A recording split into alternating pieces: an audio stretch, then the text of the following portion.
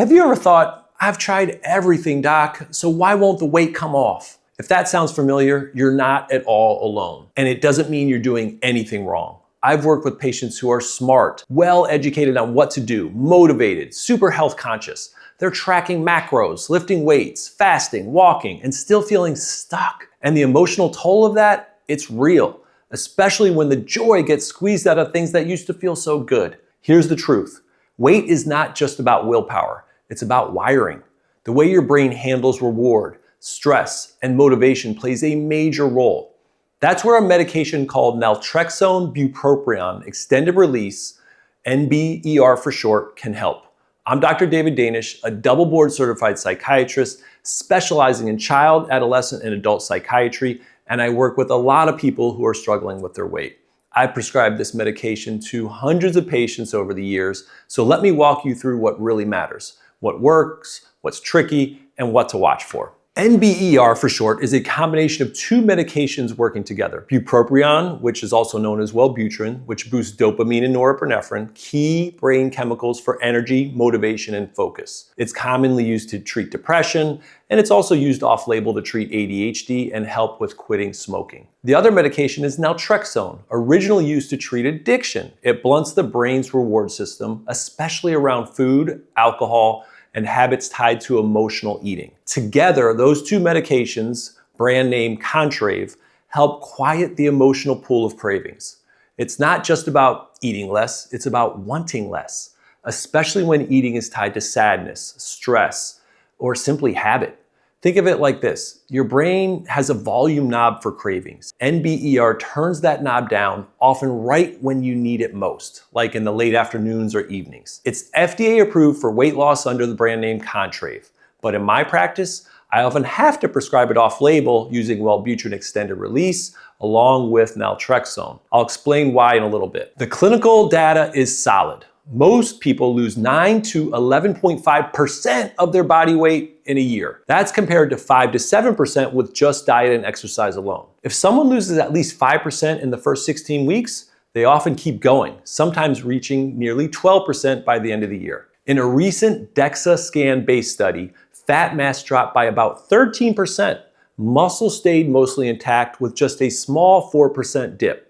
And overall body composition improved, which matters not just for looks, but for long-term health. Let's discuss side effects. These are the 3 side effects I see most in my patient population. These usually show up early on and often do fade or stabilize with time. Nausea, mild stomach upset is the most common early issue, but does usually get better within a few weeks. Trouble sleeping, mild insomnia, often from the bupropion, not usually a big deal though. We usually dose it in the morning to help. Anxiety or restlessness, not uncommon because of the Wellbutrin, especially in patients who may have pre-morbid anxiety to begin with, or if the dose is pushed too high too fast. Some rare but serious side effects I always mention, and they need to be watched in some populations. They're very rare, but important. Worsened depression or suicidal thoughts because Wellbutrin is an antidepressant. 1 in 132 patients under the age of 25 can have an increase in depression and suicidal thinking. In those cases, obviously it's not the right fit. Seizure risk.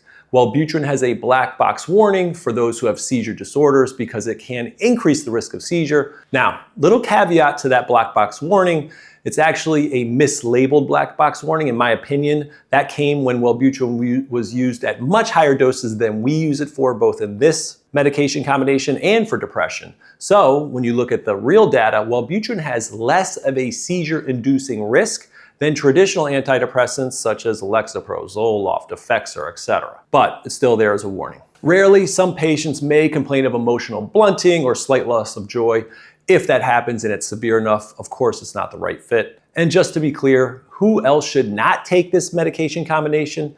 Anyone with uncontrolled high blood pressure, uncontrolled seizure disorders, people with eating disorders who may then lead to electrolyte abnormalities, which predispose to seizures. People who are on opioid pain medications, note that naltrexone blocks those receptors. This is also important if you're going to have surgery. You'll have to stop this medication prior to surgery so those blockers don't block the anesthesia and the post-op pain treatment. If you have bipolar disorder, that also is likely a contraindication. Many patients, not all, with bipolar disorder cannot take antidepressants for fear that it will push them into a manic episode.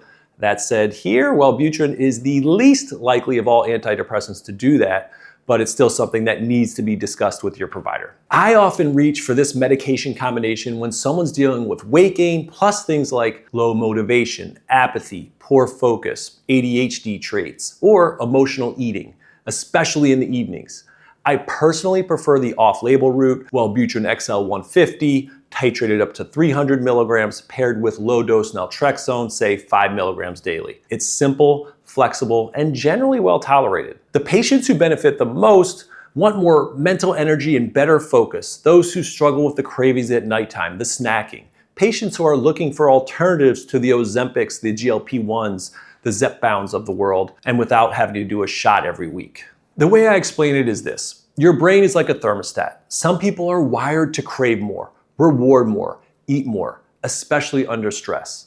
This medication combination helps reset that wiring so you're not fighting your brain every step of the way. You're not fighting your nature. If you're still watching, chances are this medication could help you or someone you love. Whether it's this combination or something like Ozempic or Zepbound, just remember, you're not lazy and your body is not broken. Sometimes the problem lives in the brain, not the belly. If you want a full breakdown, how it works, how it compares to other medications, the whole list of potential side effects, please check out my MindVault resource on this at drdaviddanish.com, and I'll put that link in the description. Until next time, be kind to your body and even kinder to your brain.